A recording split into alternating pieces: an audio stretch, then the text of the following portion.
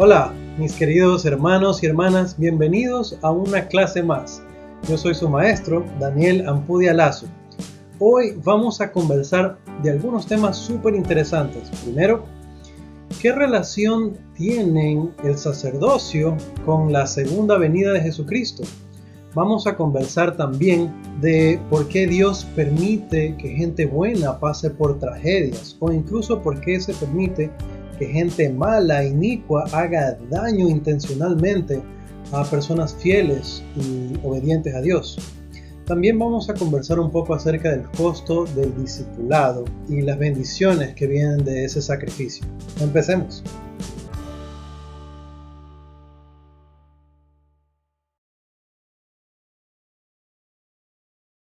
Hay una relación que existe entre el sacerdocio y la segunda venida. Para conocer o entender un poco más acerca de eso, vamos a las escrituras. Marco histórico. Vamos a ubicarnos en el capítulo 13 de Alma. En la clase pasada conversamos de cuando Alma es rechazado, cuando trata de enseñar a la gente de Amonía, lo botan de la ciudad, él regresa por mandato de un ángel, encuentra a Mulek, su maravilloso compañero de misión, y este Mulek, no alcanzamos a conversar mucho de él, pero este Mulek era una persona de mucha notoriedad en la ciudad de Amonía. Tenía mucha familia, tenía muchos amigos, es decir, tenía muchas conexiones. Era un hombre de mucho dinero a causa de su mucha industria, de acuerdo a su propia descripción. Y fue una gran sorpresa para la gente de Amonía que Alma no hablara solo.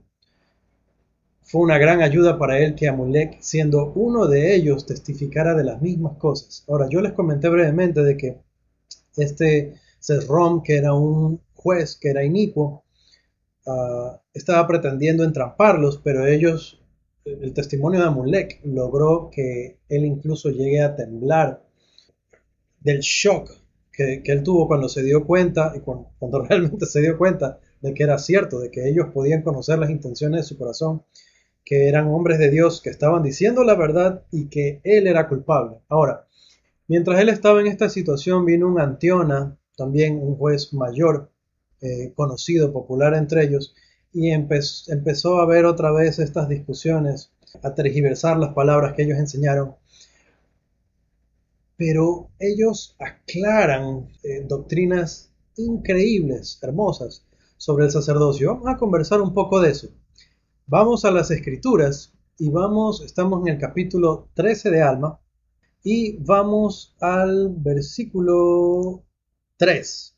Dice, y esta es la manera conforme a la cual fueron ordenados, habiendo sido llamados y preparados desde la fundación del mundo, de acuerdo con la presciencia de Dios, por causa de su fe excepcional y buenas obras, habiéndoseles concedido primeramente escoger el bien o el mal, por lo que, habiendo escogido el bien y ejercido una fe sumamente grande, son llamados con un santo llamamiento, sí, con ese santo llamamiento que, con una redención preparatoria y de conformidad con ella, se dispuso para tales seres.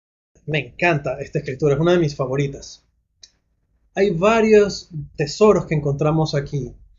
El primero que yo destacaría es de que se enseña de que todas las personas que poseen el sacerdocio aquí, todos los que han sido ordenados al sacerdocio en Melquisedec, fueron llamados desde antes. Aquí se lo llama desde la fundación del mundo.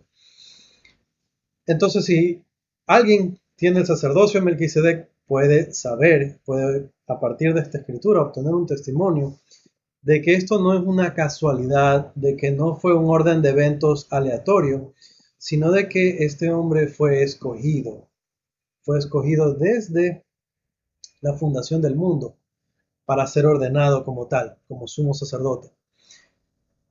Ahora, otro detalle súper interesante aquí es que vemos qué es lo que califica a una persona para poder ser ordenada al sacerdocio. Y se habla de que estas personas manifestaron fe excepcional y buenas obras. Esto quiere decir de que nosotros aún antes de venir a la tierra ya podíamos manifestar fe, y no solo fe, sino fe excepcional.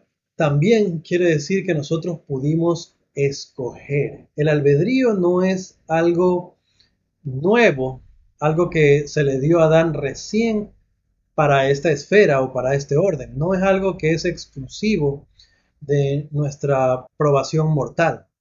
Nosotros ya teníamos la oportunidad para escoger desde antes de nacer. Y antes de nacer nosotros, con nuestro cuerpo espiritual, con nuestro espíritu, decidimos seguir a Dios.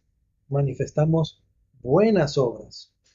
Ahora, más adelante habla de que ellos se hicieron en la expiación. Y aquí es donde viene la parte de la fe. En el libro de Mormón en varias ocasiones se menciona que los nefitas miraban adelante con fe al día de su salvación, que miraban adelante al día en que su Salvador prometido vendría a la tierra. Y a pesar de que no lo verían, porque esa no fue la promesa, que ellos no lo verían en su ministerio terrenal, se dijo que se manifestaría a ellos.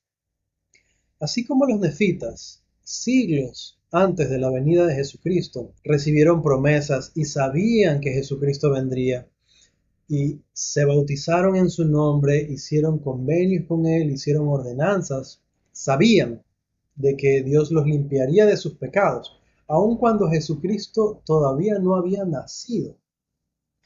De la misma manera, nosotros, desde la fundación del mundo, en la vida preterrenal, se nos enseñó el Evangelio, se nos prometió un Salvador,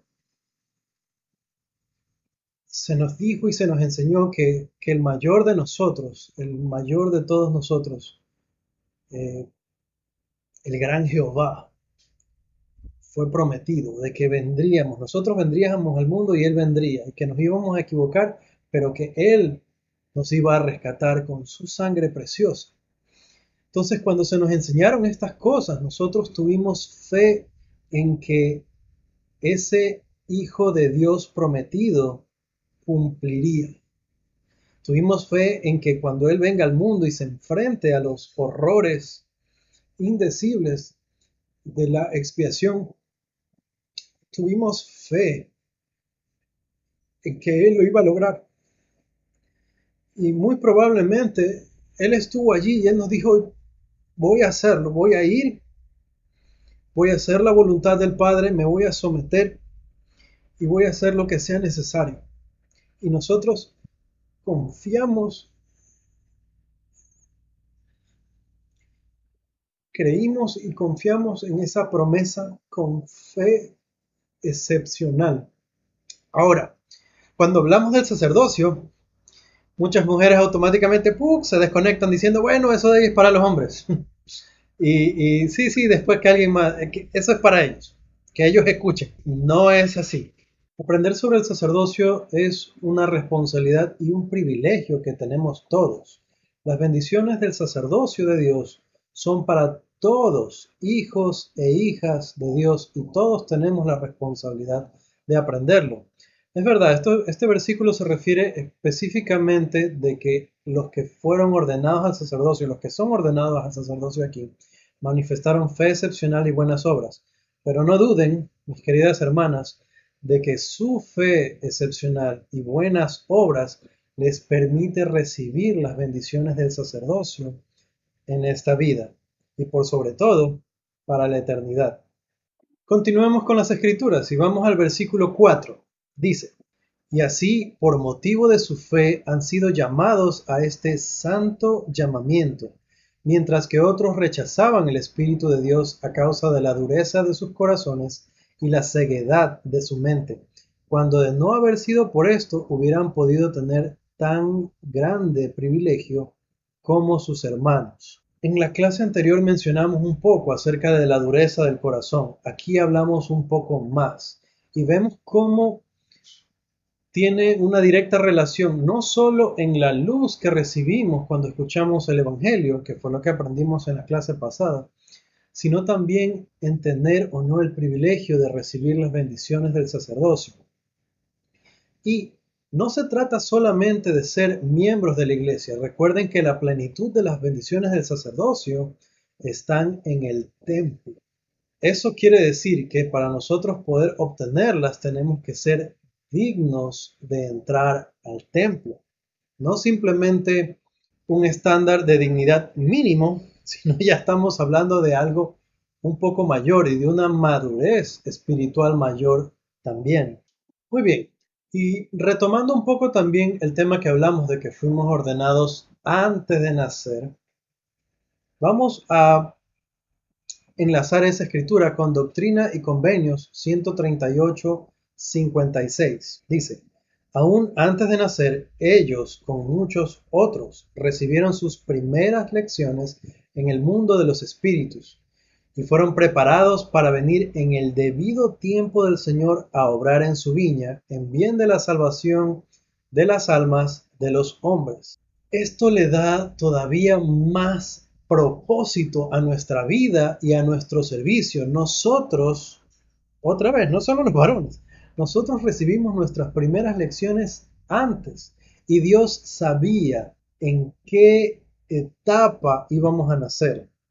Más que en qué etapa, Él sabía qué día, de qué mes, de qué año, en qué familia, bajo qué circunstancias, a quiénes se nos llamaría a bendecir, a quienes se nos llamaría a enseñar, a quienes se nos llamaría a confirmar, a ordenar, a bautizar, a conferir el sacerdocio, a apartar en llamamientos. Fuimos preparados para las cosas que tendríamos que hacer aquí. Muchas veces a muchas personas le escucho y se nota que no me gusta. A mucha gente le he escuchado muchas veces decir, no, es que nadie nos dio un manual para saber cómo ser buenos padres, por ejemplo. No, es que nadie nos dio un manual para saber, para ser buen esposo. Y en muchas, en demasiadas ocasiones, escuchamos a personas decir esto. Ahora, si usted lo ha dicho, no se sienta culpable y por favor no sientan que lo critico o que la critico. Quisiera que, como decía Pablo, nosotros seguimos un camino más excelente. Fuimos enseñados, fuimos capacitados, se nos enseñó la doctrina, fuimos preparados para lo que tendríamos que hacer. Y obviamente se esperaba que cuando vengamos a esta tierra, recordemos, parte de lo que estamos nosotros haciendo aquí es prepararnos para la siguiente etapa. Entonces se supone que tenemos que aprender más. Entonces no digamos nadie me enseñó cómo ser padre, nadie me preparó, nadie me dio un manual, nadie nos enseñó a ser padres, nadie nos enseñó a ser esposos. No digamos esto, sino que uno, ya recibimos capacitación. Dos, podemos obtener capacitación. La iglesia tiene una cantidad impresionante de libros, manuales, capacitaciones, maestros, un sinnúmero de maneras de aprender más. Tenemos la responsabilidad y el privilegio de, así como fuimos enseñados antes, permitirnos ser enseñados a otros. Jesucristo dijo que debíamos volvernos como un niño. No se refería a malcriado, majadero, lloró. Él dijo específicamente que teníamos que volvernos como niños porque los niños se les puede enseñar, porque los niños se someten a la voluntad de su padre. Que así como Él se sometió a la voluntad de su padre, nosotros nos sometamos a la voluntad de Dios siendo mansos, siendo enseñables. Entonces es nuestra responsabilidad. Y como les dije, estoy hablando para todos, pero sí más particularmente para los poseedores del sacerdocio. Es nuestra responsabilidad aprender. ¿Ya fuimos capacitados? Tenemos que seguir aprendiendo.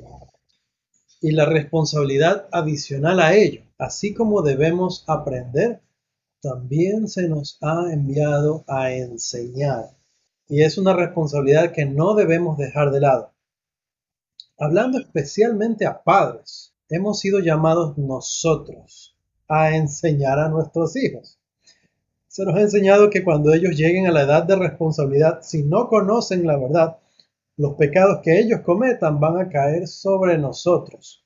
Ojo, no van a caer sobre la presidenta de la primaria, no van a caer sobre el presidente de los hombres jóvenes, la presidenta de las mujeres jóvenes, sobre el maestro de escuela dominical, sobre el obispo. La responsabilidad es nuestra como padres. Somos responsables ante Dios. ¿Fuimos enseñados? ¿Fuimos preparados? Sigamos con nuestro aprendizaje y enseñemos. En particular importancia, enseñemos a nuestros hijos.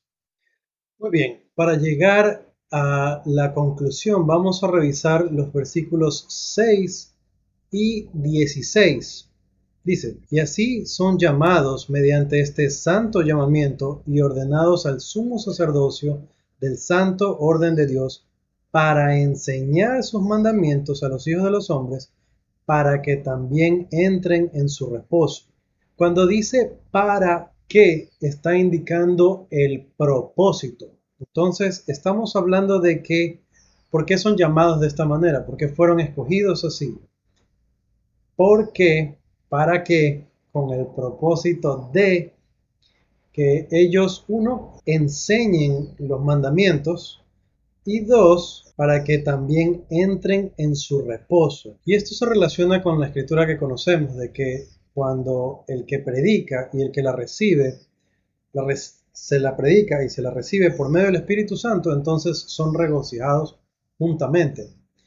Se refiere a que el poseedor del sacerdocio, que, otra vez, para que enseñe, tanto crece él por causa de que actúa, enseña, como la persona que recibe, porque aprende y eventualmente actúa.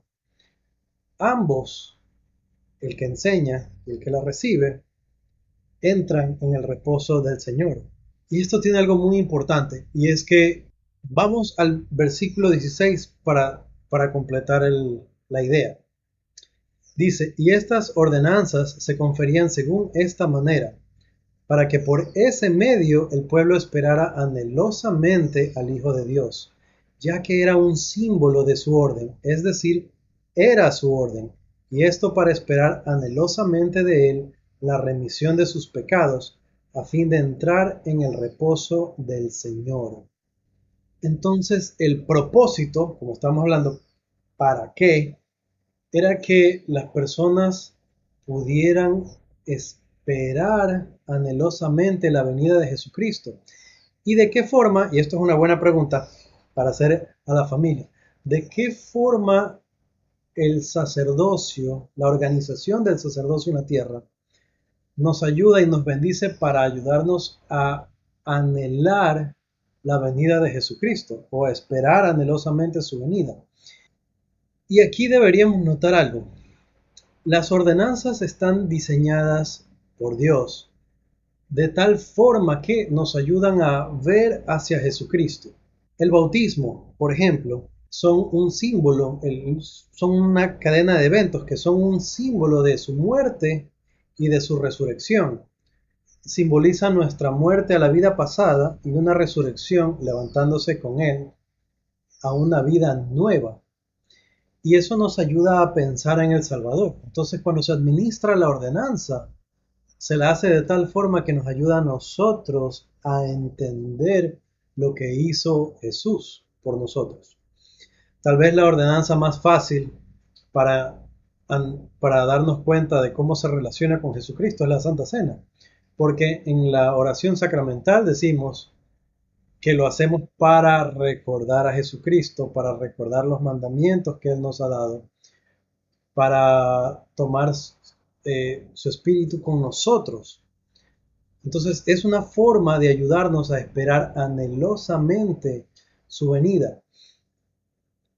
Otra forma es que tener a alguien que administra en favor de nosotros nos hace darnos cuenta de que hubo uno que hizo las cosas a favor de nosotros. De la misma manera, el poseedor del sacerdocio, cuando obra con el poder dado por Jesucristo, porque es su orden, el orden del santo sacerdocio de Melquisedec. Cuando obra usando este poder, él está entendiendo lo que hizo Jesucristo por nosotros. Tal forma que él recibe esto para ayudarse a anhelar su venida. Entonces, esta es la forma conforme a la cual fueron ordenados, dice la Escritura, habiendo tenido fe excepcional y buenas obras desde la fundación del mundo, y ellos son ordenados así para enseñar el Evangelio a otros, para que puedan entrar en su reposo. Todo esto con el propósito de entender mejor lo que Jesucristo hizo por nosotros, y de esa manera esperamos anhelosamente su venida.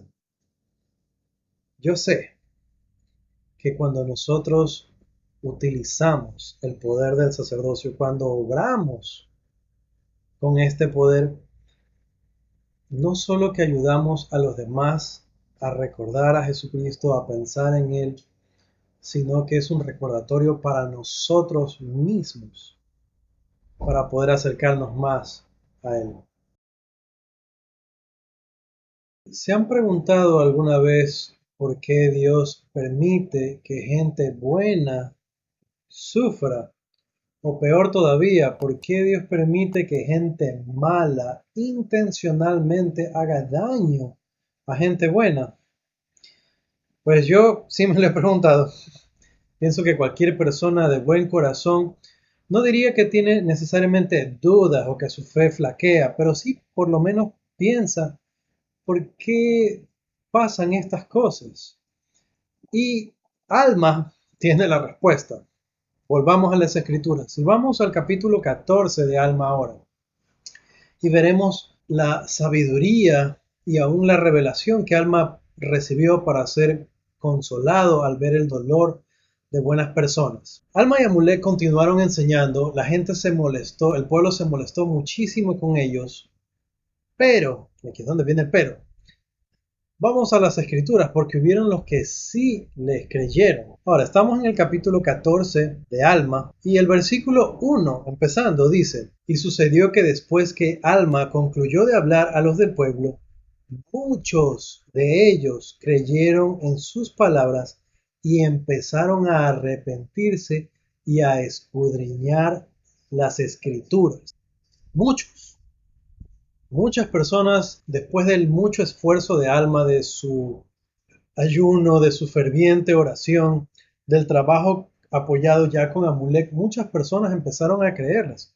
Ojo, una de esas fue Sesrom, que inicialmente los estaba tratando de engañar, de atrapar. Sesrom mismo empezó a darse cuenta, es verdad lo que dicen, es verdad la maldad de la que nos están hablando, y en lugar de sentirse atacado, aunque al principio fue así, en lugar de tener estos sentimientos de odio incrementado hacia ellos, la luz logró penetrar las tinieblas y empezó a arrepentirse de las cosas que inicialmente había hecho en contra de Alma y Amulek.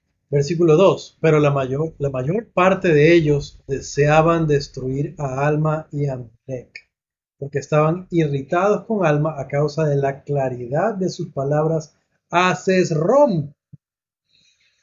Y también decían que Amulek les había mentido y había vituperado su ley y también sus abogados y jueces. Noten, estas personas estaban ofendidas por lo que le dijeron a Sesrom. Sesrom se estaba arrepintiendo. Sesrom se había dado cuenta de que las cosas que él había estado haciendo no estaban bien. Y sin embargo, estas personas se sentían molestas por él. Noten eso para, uno, darse cuenta de otras personas. Cuando otras personas se ofenden, esto de sentirse ofendido es una forma clara de darnos cuenta de que no estamos haciendo las cosas bien ante Dios. Y utilícenlo no solamente para otras personas, es más, utilícenlo preferiblemente no contra otras personas. Tal vez sí para darse cuenta de quién alejarse o de quién tener cuidado.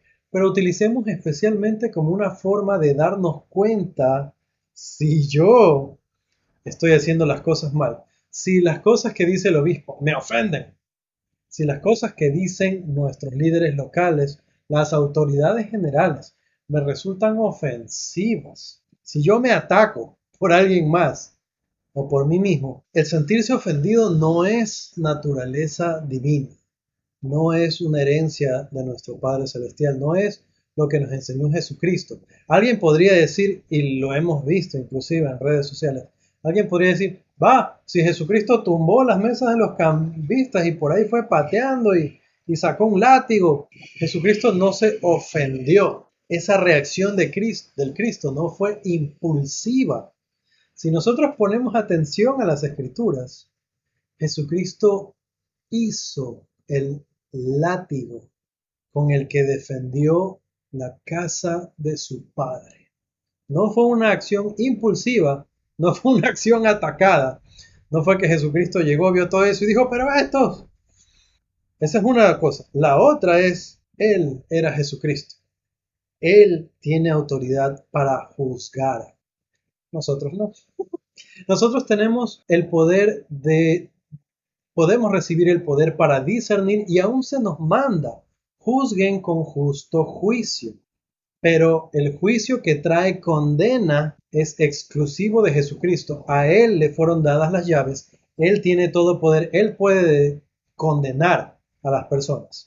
A nosotros se nos manda a juzgar con justo juicio, que realmente quiere decir más bien ver lo bueno, notar lo malo y decidir, me voy por lo bueno.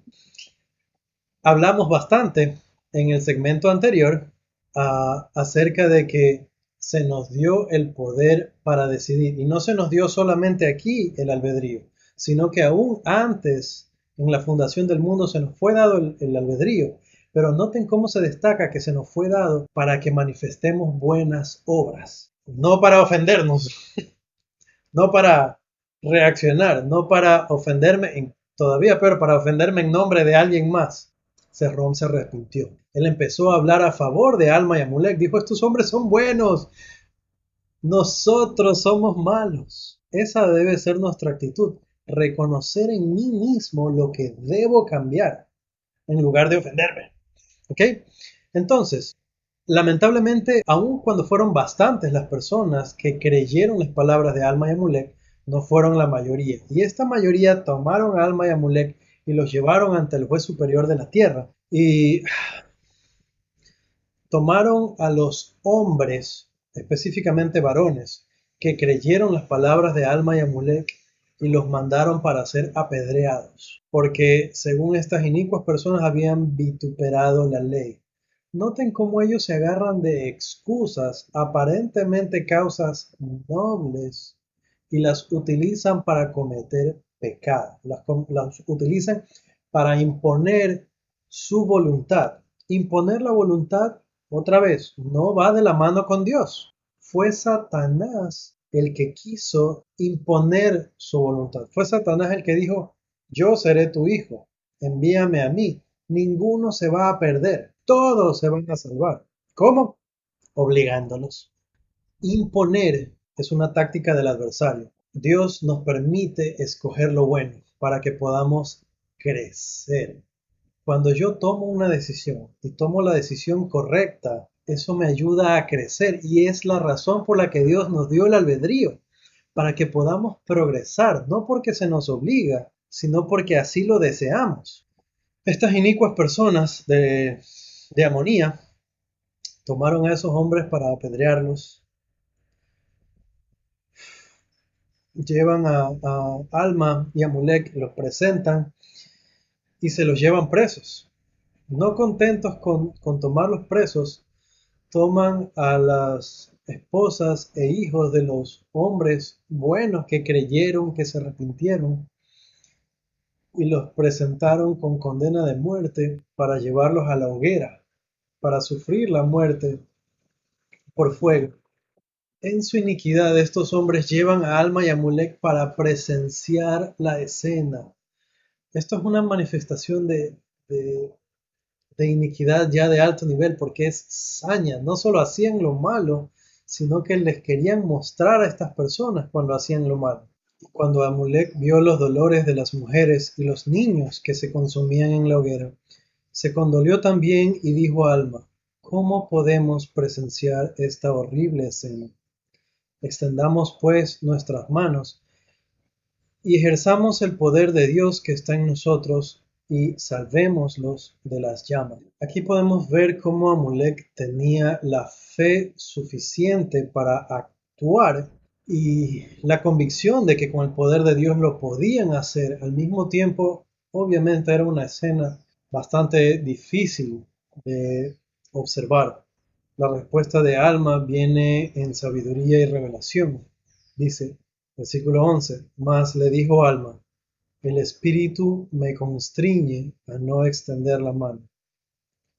Pues he aquí el Señor los recibe para sí mismo en gloria, y él permite que el pueblo les haga esto según la dureza de sus corazones, para que los juicios que en su ira envíe sobre ellos sean justos, y la sangre del inocente será un testimonio en su contra, sí, y clamará fuertemente contra ellos en el postrer día. Muy bien, para Alma, como el compañero mayor, podríamos decir aquí, él tenía la responsabilidad y vemos cómo él puede recibir esta maravillosa revelación dentro de lo horrendo de la escena. Estaban viendo y observando algo terrible, pero en la multitud de las infinitas misericordias de Dios, Alma pudo saber que uno no debía hacer nada todavía, pero más que eso, de que Dios estaba recibiendo a estas personas en su gloria en ese momento, que el dolor que estaban teniendo en ese momento era algo breve y que estaban siendo cambiados de un momento trágico, de un momento terrible, pero que estaban saliendo de ese momento a ser recibidos por Dios en su gloria.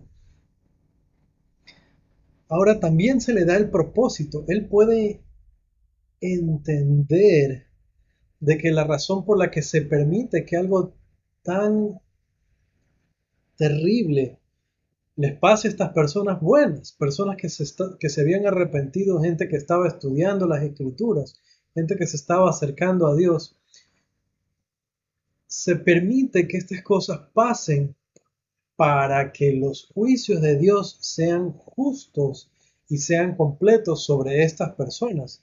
Ahora, pensemos por un momento.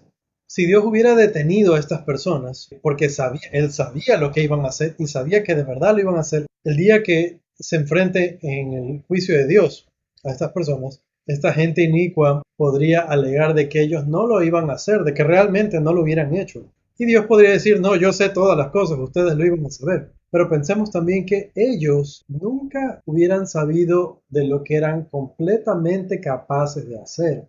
Ahora, que Dios permita que estas cosas pasen, hace de que la culpa no sea de lo que pudieron haber hecho, sino de lo que hicieron. Y estas personas rendirán cuentas ante Dios. Ahora, hay una cita que el manual sugiere que es muy apropiada. Es un poco extenso, pero vale la pena leerlo todo. Estas son las palabras del presidente Spencer W. Kimball, presidente de la iglesia, hace varios años ya. Y esto es lo que él enseñó, hablando al respecto de que aparentemente, de forma inexplicable, tragedias suceden a buenas personas en todo el mundo. Sus palabras, cito, ¿habría podido el Señor evitar esas tragedias? La respuesta es sí. El Señor es omnipotente. Tiene todo poder para intervenir en nuestra vida, salvarnos del dolor, prevenir todo accidente, incluso protegernos de la muerte, si lo quisiera, aunque no lo hará. Si todos los enfermos por los que oramos sanaran, si todas las personas rectas fueran protegidas y los inicuos destruidos, el programa entero del Padre quedaría anulado y el principio básico del Evangelio, el albedrío, llegaría a su fin. Nadie tendría por qué vivir por la fe. Si cerráramos la puerta al pesar y a la inquietud Tal vez estuviéramos excluyendo a nuestros mejores amigos y benefactores. El sufrimiento puede hacer santas a las personas a medida que aprenden paciencia, longanimidad y dominio propio. Estoy agradecido porque, aún por medio del sacerdocio, no puedo sanar a todos los enfermos. Tal vez sanara a personas a quienes les hubiera llegado el momento de morir, o aliviar el sufrimiento de personas que tuvieran que sufrir. Me temo que de ese modo frustraría los propósitos de Dios. Si tuviera un poder ilimitado, pero una visión y comprensión limitadas, tal vez hubiera salvado a Abinadí de las llamas cuando lo quemaron vivo, y al hacerlo, lo habría dañado de forma irreparable. Él murió como mártir y recibió la recompensa de un mártir, la exaltación. También es muy probable que hubiera protegido a Pablo de sus enemigos si tuviera poder sin límites. Seguramente lo habría sanado de su aguijón en la carne, y al hacerlo tal vez hubiera malogrado el programa del Señor. Me temo que si hubiera estado en la cárcel de Carthage aquel 27 de junio de 1844, habría desviado las balas que atravesaron el cuerpo del profeta José Smith y del patriarca Hyrum Smith. Los habría salvado de los sufrimientos y del dolor, pero los habría privado de la muerte y la recompensa de los mártires. Con ese poder ilimitado, seguramente habría querido proteger a Cristo de la agonía de Getsemaní, de los insultos, de la corona de espinas, de las humillaciones del tribunal, de las lesiones físicas. Le habría curado las heridas para sanárselas y le habría dado agua fresca en lugar de vinagre. Tal vez le hubiera evitado el sufrimiento y la muerte, pero habría privado al mundo de su sacrificio expiatorio. Al afrontar lo que parezca una tragedia, debemos poner nuestra confianza en Dios, sabiendo que, a pesar de nuestra visión limitada, sus propósitos no fallarán. Fin de la cita. Las palabras del presidente Kimball son muy claras y los podemos relacionar con lo que aprendimos antes acerca del sacerdocio. Definitivamente, nosotros, si pudiéramos, quitaríamos muchas cosas, muchas de las maldades del mundo, retiraríamos el sufrimiento de muchas personas, pero al hacerlo, les quitaríamos también la oportunidad de progresar y de crecer. Muchos de nosotros hemos pasado por situaciones duras en nuestra vida. Y si lo analizamos, si miramos atrás y observamos con un poco de claridad, aún con un poco de discernimiento y revelación, veremos que estos momentos duros nos elevaron espiritualmente, nos acercaron a Dios y nos hicieron mejores.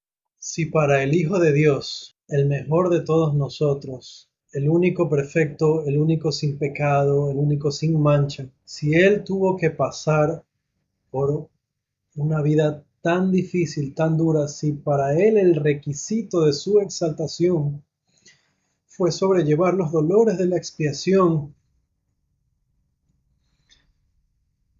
¿por qué nosotros no habríamos de llevar también nuestra carga, nuestra cruz? Esto fue lo que el Señor explicó a José Smith cuando le preguntaba, ¿eres tú mayor que él? Y la respuesta es no. Todos nosotros tendremos que pasar por cosas, todos nosotros tenemos que pasar por sufrimientos, y parte de nuestro proceso de perfeccionamiento va a ser no solo pasar por nuestras dificultades, enfermedades, dolores, sino que tener que ver esas dificultades en alguien más.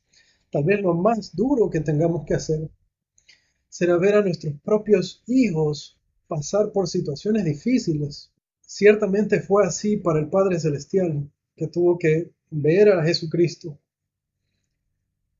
pasar todo lo que Él pasó.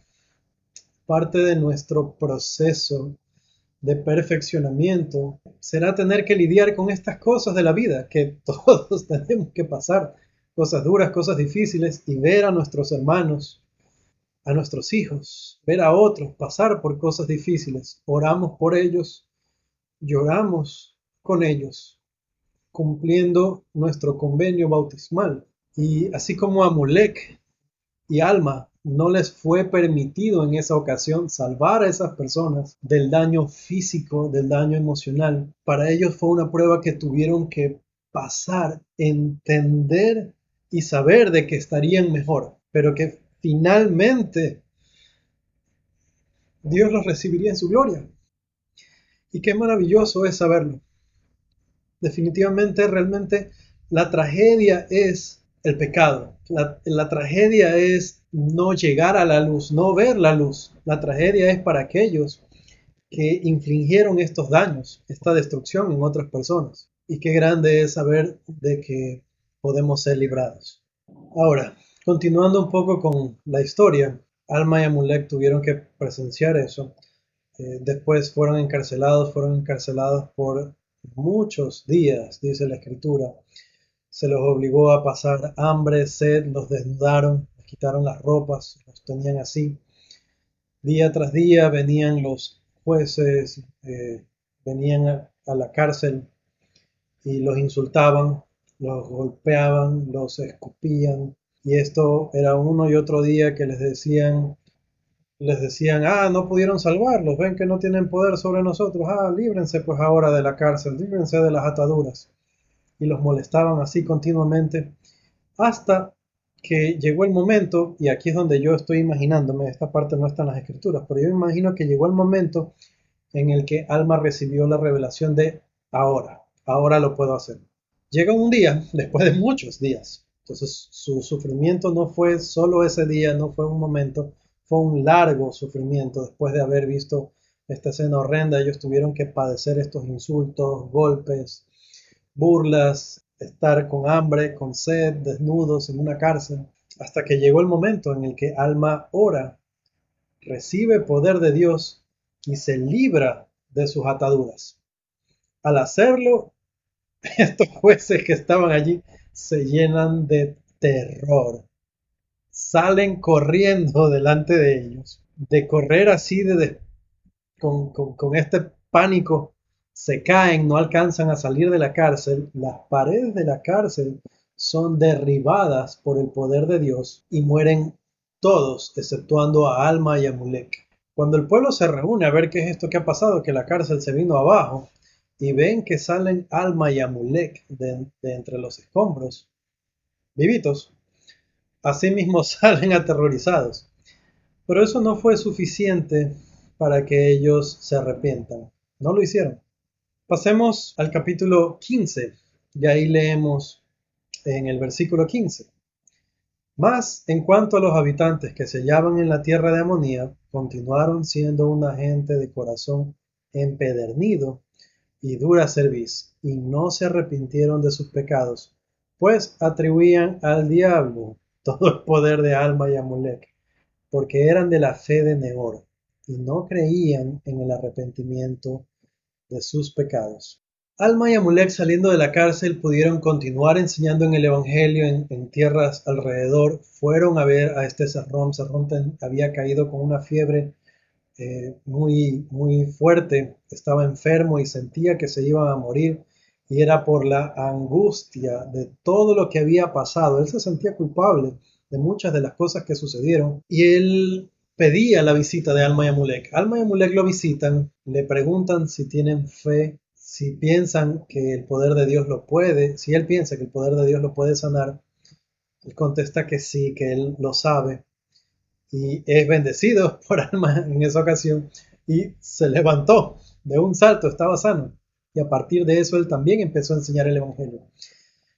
Rindió mucho fruto la enseñanza de Alma y Amulek en las tierras alrededores. Mucha gente se unió a la iglesia, se bautizó, se arrepintieron de sus pecados, menos la gente en la ciudad de Amonía, que persistieron en sus pecados. Y veremos lo que pasa con estas personas. Veremos cuál fue el fin de la iniquidad, porque no fueron solamente los jueces inicuos los que pagaron.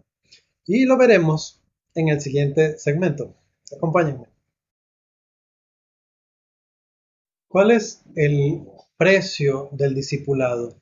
¿Y a cuánto asciende el costo de esforzarse por seguir a Dios y tratar honestamente de hacer lo bueno ante sus ojos? Para Alma y Amulek fue elevado, pero veremos cuál es el final de ello. Vamos al capítulo 16. Estamos en el capítulo 15 de Alma todavía y veamos lo que dice. Y se sucedió que Alma y Amulek había abandonado todo su oro, su plata y sus objetos preciosos que se hallaban en la tierra de Amonía por la palabra de Dios, y había sido rechazado por los que antes eran sus amigos, y también por su padre y sus parientes. Recordemos un poco, habíamos conversado antes de que Amulek tenía mucha familia, muchos amigos y mucha riqueza que había logrado por su mucha industria. Era una persona popular y pudiente y era muy reconocida entre la gente de Amonía. Al aceptar él el Evangelio, al dedicarse a la vida del misionero, al dedicarse a una vida de ministración junto con Alma, él tuvo que abandonar todo por lo que había sido reconocido antes. Y es muy triste y yo pienso que muchos se pueden sentir conectados de alguna manera con Amulek. Tal vez muchos de ustedes han pasado por situaciones similares en las que al conocer el Evangelio recibieron rechazo de su familia, recibieron rechazo de los que fueron sus amigos. Tal vez ahora cuando los ven en la calle ya no los saludan como antes, con gusto, con cariño, sino que les gritan hermanito o alguna cosa así. Ciertamente hay mucho rechazo y muchas cosas que nos vemos obligados a dejar a un lado cuando aceptamos el Evangelio de Jesucristo o cuando nos decidimos a vivir más plenamente el Evangelio. Muchos misioneros saben de cómo el resto los queda viendo, pensando en qué vas a hacer con la universidad y por qué no trabajas. ¿Que eres loco? ¿Cómo te vas a ir así? Ciertamente es lo que pasa con muchos líderes de la iglesia cuando son llamados como autoridades generales.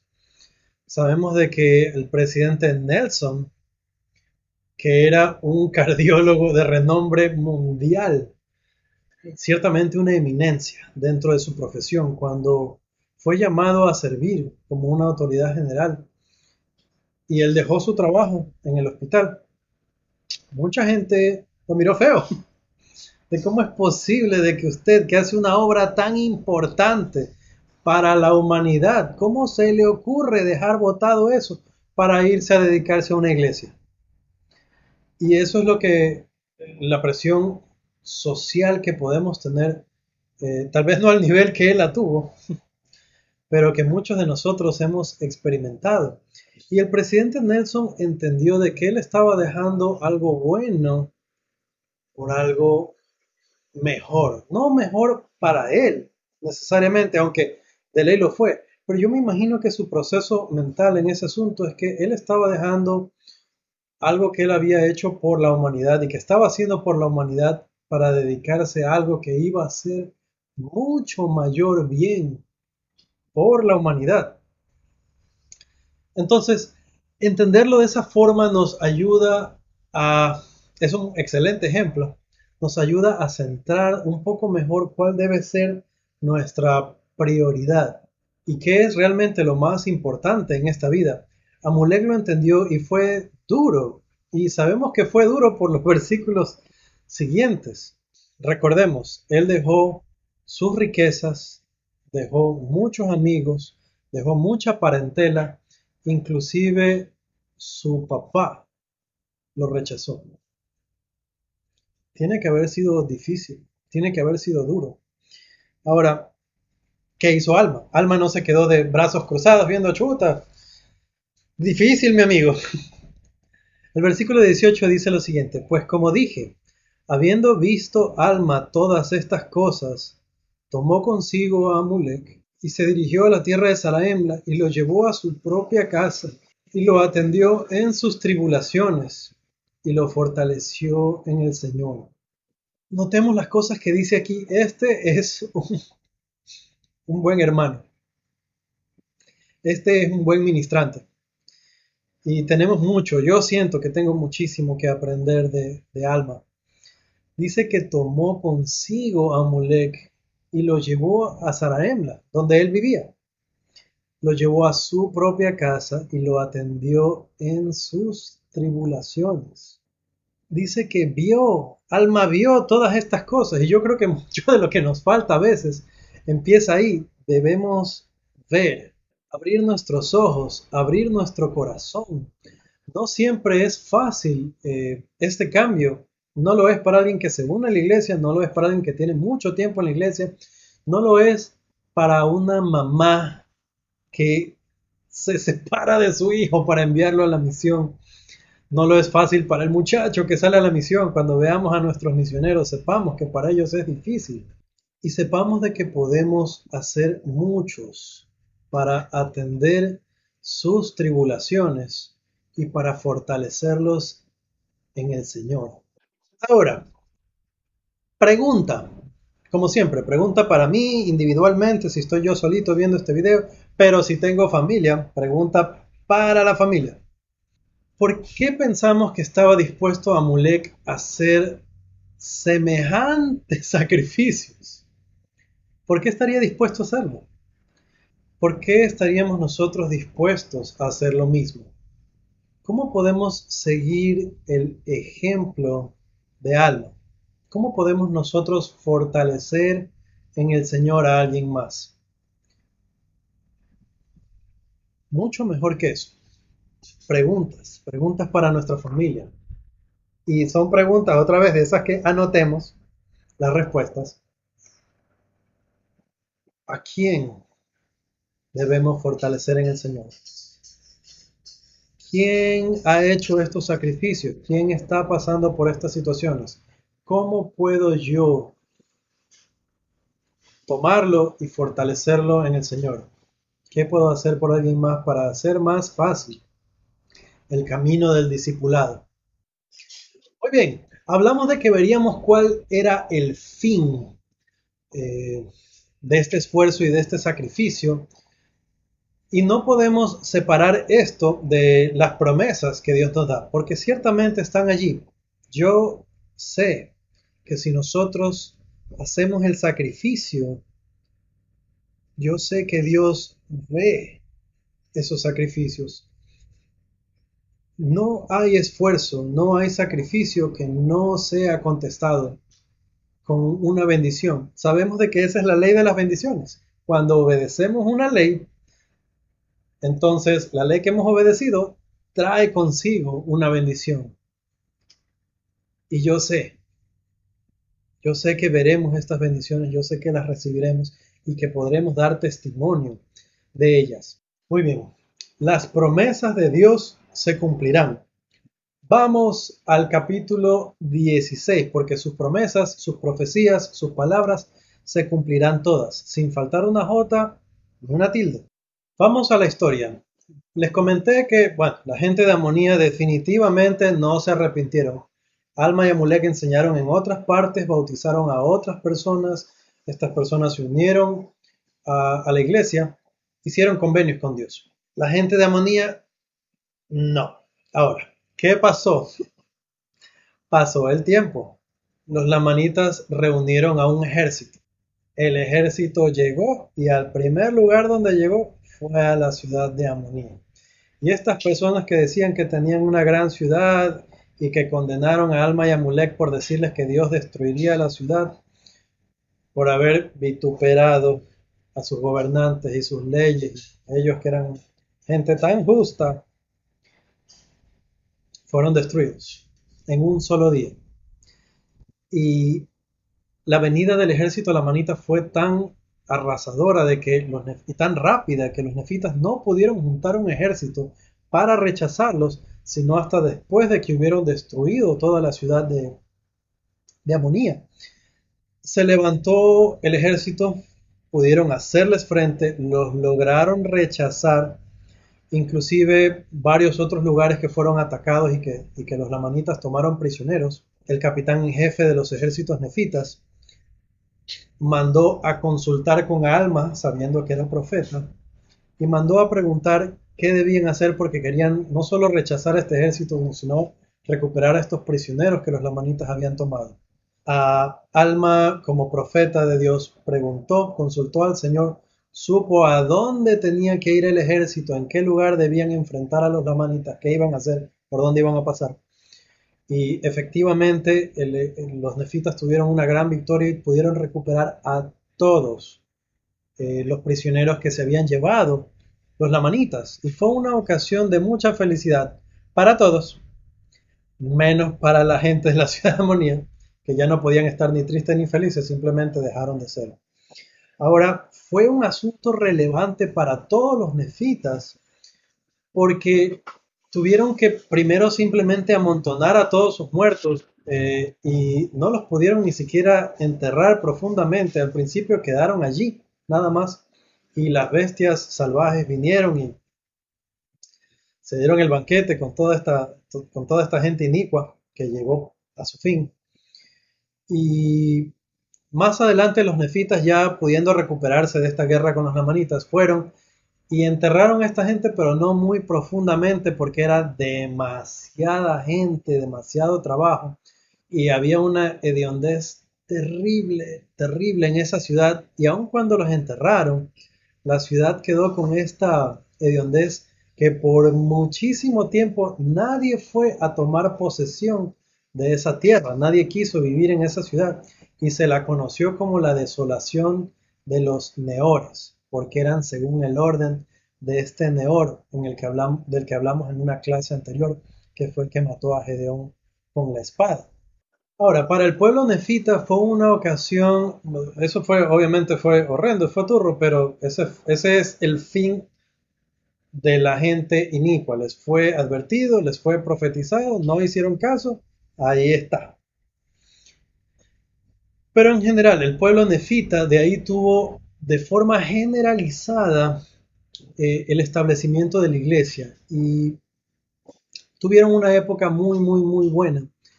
Y en el capítulo 16, versículo 16, dice lo siguiente: y no había desigualdad entre ellos, y el Señor derramó su espíritu sobre toda la faz de la tierra, a fin de preparar la mente de los hijos de los hombres, o sea, preparar sus corazones para recibir la palabra que se enseñaría entre ellos en el día de su venida. Esto es chéverísimo porque estamos ya preparando a las generaciones que venían un poco antes de la venida de Jesucristo, y se ve como el Espíritu está empezando a preparar al pueblo para eventualmente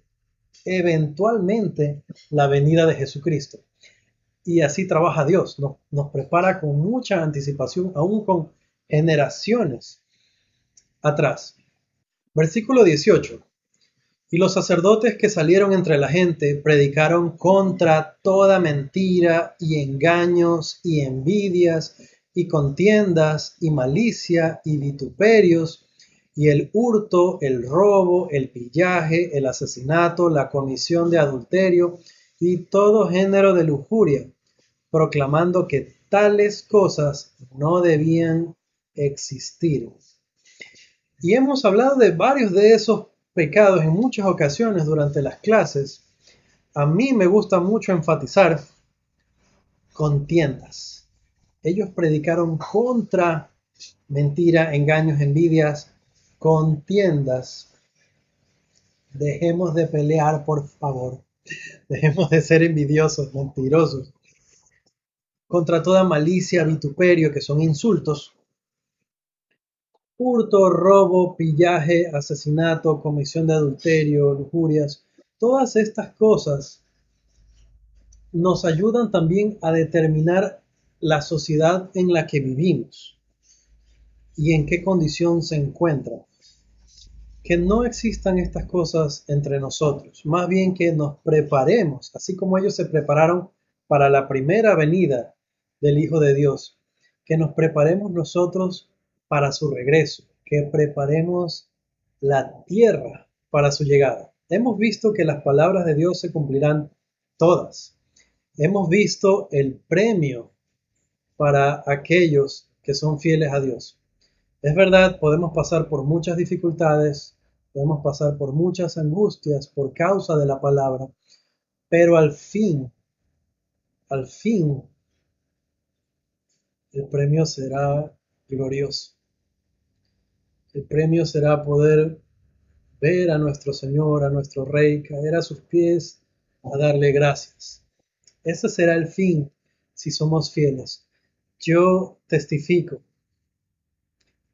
que nuestro Padre Celestial nos ama y nos ama con perfecto amor, que Él sabe, Él entiende las dificultades por las que pasamos, que tiene la sabiduría y el amor suficiente para permitir que pasemos por cosas malas,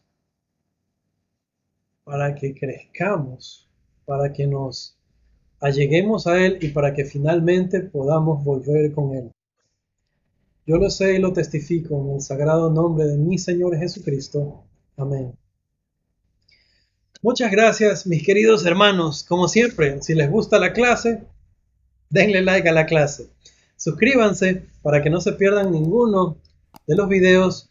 Y si el mensaje les gusta, si les llega, si piensan que hay alguien que se puede beneficiar de ello, compartan el mensaje, compartan los videos para que alguien más se pueda beneficiar también. Estoy muy contento por los comentarios que me han dejado. He leído muchas cosas de ustedes que sinceramente me llegan al corazón, me dan ánimo para continuar. Esta semana recibí un comentario, y ya es la segunda vez que me deja un comentario, una hermana diciendo que por favor, si aún se acaba la pandemia, si volvemos a la capilla, que siga dando las clases, y quiero darles mi compromiso. Yo extraño muchísimo la capilla, tengo muchísimos deseos de volver a la capilla, de ver a mis hermanos, de poder hablar con ellos cuando les dé las clases, escuchar sus comentarios, sus experiencias, que me hacen mucha falta. Pero, aún si volvemos, aún volviendo, regresando a la capilla, vamos a continuar con estos videos. Voy a seguir enseñando las clases. No es un esfuerzo solo mío. Yo tengo un hermano y una hermana que me ayudan muchísimo en la producción de estos videos, y sin ellos yo no podría hacerlo, y es un esfuerzo conjunto que estamos haciendo para entregarles estas clases. Vamos a seguir haciéndolo, y que no sea solamente un reemplazo de la clase del domingo a la que no puedo ir tal vez ahora en estos tiempos de pandemia, que sea un refuerzo para poder estudiar en familia, que sea la ayuda, la preparación para que podamos hablar de estas cosas en familia, enseñar esto con nuestras esposas, con nuestros hijos. Vamos a seguir haciendo. Mientras ustedes me sigan viendo, yo voy a seguir dando estas clases. Las disfruto mucho. Conmigo es hasta la próxima. Nos vemos.